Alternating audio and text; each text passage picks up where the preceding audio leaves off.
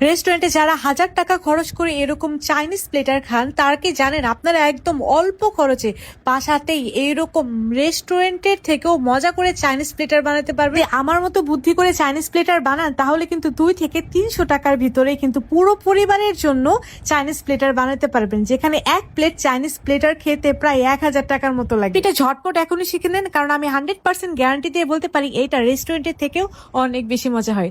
চিনি গুঁড়া চাল নিয়ে নিয়েছিলাম আমি 2 কাপের মতো, এর ভেতরে দিয়ে দিয়েছি পরিমাণ মতো পানি, দিয়েছিলাম 1 চা চামচের মতো লবণ, আর দিয়ে দিয়েছিলাম সামান্য একটু তেল। চালটা সেদ্ধ হয়ে যখন ফুটে আসবে, মানে 80% এর মতো কুক হবে, তখনই এটাকে নামিয়ে পানি ছড়ানোর জন্য রেখে দেব। তারপর এখানে আমি চিকেন উইংস নিয়ে নিয়েছিলাম। আমার বাসায় চিকেন আসে তখনই আমি উইংস গুলো আলাদাভাবে রেখে দিই, জাস্ট এই কোরিয়ান চিকেনটা বানানোর জন্য। আদা রসুন বাটা দিয়ে দিয়েছি, লাল মরিচের গুঁড়া দিয়ে দিলাম, soya sauce, oyster sauce, tomato sauce, আর একটু দিয়েছিলাম ফিশ সস এবং সামান্য একটু লবণ দিয়ে এটাকে খুব ভালোভাবে মাখিয়ে নেব। যদি আধা ঘন্টা কিংবা 1 ঘন্টা এটাকে মেরিনেশন করে রাখতে পারেন তাহলে ভালো রেজাল্ট পাবেন। তবে আমার একদমই টাইম ছিল না, তাই আমি একদম ইনস্ট্যান্ট করে ফেলেছি। এখন এখানে হাফ কাপের মতো ময়দা, 1/4 কাপের মতো কর্নফ্লাওয়ার দিয়ে দিচ্ছি, ম্যাজিক মশলা, ওই যে ম্যাগির ম্যাজিক যে মশলাটা পাওয়া যায় সেটাই এখানে একটু দিয়ে দিলাম। তারপরে সামান্য একটু লবণ দিয়েছিলাম। তারপর এগুলোকে সব একসাথে মিশিয়ে নিয়ে এখানে চিকেন উইংস গুলাকে দিয়ে খুব ভালোভাবে একদম চেপে চেপে কোট করে নিলাম। এখন এগুলোকে তেলে ভাজার পালা। লো মিডিয়াম আছে এগুলোকে প্রায় 6 থেকে 7 মিনিট একদম ক্রিস্পি করে ভেজে নেব।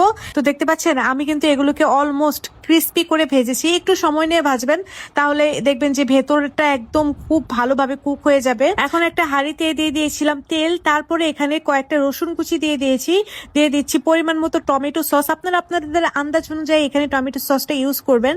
তারপরে এখানে সবগুলো চিকেনে দিয়ে দিলাম। চিকেনগুলোকে দিয়ে এখন টমেটো সসের সাথে টমেটো সসটা চিকেনের গায়ে গায়ে যখনই লেগে আসবে তখনই এর উপরে কিছু সাদা তিল ছিটিয়ে দিবেন।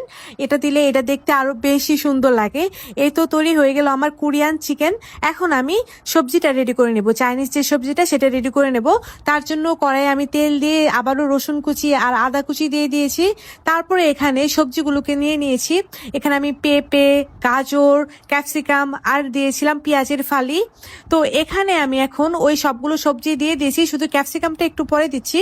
ওগুলা যখন একটু ভাজা ভাজা হয়ে আসবে তখনই ক্যাপসিকামটাকে দিয়ে দেব, দিয়ে এখানে পানি দিয়ে দেব। যেগুলো যখন হালকা সেদ্ধ হয়ে আসবে তখন এর ভেতরে লবণ দিয়ে দিব আর দিয়ে দিব ম্যাজিক মশলা, ম্যাগির যে ম্যাজিক মশলা পাওয়া যায় এখানে আমি দিচ্ছি। আপনারা চাইলে এখানে একটু টেস্টিং সল্টও দিতে পারেন। যাই হোক, এখন 1 টেবিল চামচের কর্নফ্লাওয়ার পানির সাথে গুলিয়ে তারপর এখানে দিয়ে দিচ্ছি। দিয়ে এটা যখন একটু ঘন হয়ে আসবে তখনই এটাকে নামিয়ে নিব। এই তো আমার চাইনিজ ভেজিটেবলও রেডি হয়ে গিয়েছে মাশাআল্লাহ। এখন ফ্রাইড রাইসটাকে রেডি করব। তার জন্য কড়াইয়ে তেল দিয়ে দিয়েছি, দিয়ে দিলাম কিছু রসুন কুচি আর কিছু চিংড়ি দিয়েছিলাম। রসুন আর চিংড়িটাকে খুব ভালোভাবে ভাজার পর পেঁয়াজ কুচি, তারপরে এখানে গাজর কুচি দিয়ে দিলাম, তারপরে এখানে ক্যাপসিকাম দিয়ে দিলাম। এই সবগুলোকে হালকা ভেজে তারপরে এখানে দিয়ে দেবো ডিম। এখানে আমি 2টা ডিম খুব ভালোভাবে ফেটিয়ে নিয়েছিলাম। তারপরে এখন ডিমটা যখন একটু হয়ে আসবে তখনই ডিমটাকে ক্রাম্বল করে নেব। এই তো আমি ডিমটাকে ক্রাম্বল করে নিচ্ছি। এখন সবজির সাথে খুব ভালোভাবে ডিমটাকেও মিক্স করে নেব। পরিমাণ মতো লবণ দিয়ে দিয়েছি আর দিয়ে দিয়েছি স্বাদে ম্যাজিক মশলা, দিয়ে এটাকেও খুব ভালোভাবে মিশিয়ে নিয়েছি। তারপরে এখানে আমাদের পানি ঝরিয়ে নেওয়া যে রাইসটা ছিল সেটাকে দিয়ে দিলাম। দিয়ে দেওয়ার পরে এখন এটাকে খুব ভালোভাবে হাই হিটে ভেজে নেব। রাইস সবসময় হাই হিটে ভাজার চেষ্টা করবেন, তাহলে রাইসটা খেতে অনেক বেশি ভালো লাগে। তো দেখতে পাচ্ছেন কতটা ঝরঝরে হয়েছে মাশাআল্লাহ। এভাবে যদি আপনারা ফ্রাইড রাইস রান্না করেন তাহলে আমার মতো এরকম ঝরঝরা ফ্রাইড রাইস আপনারা রান্না করতে পারবেন।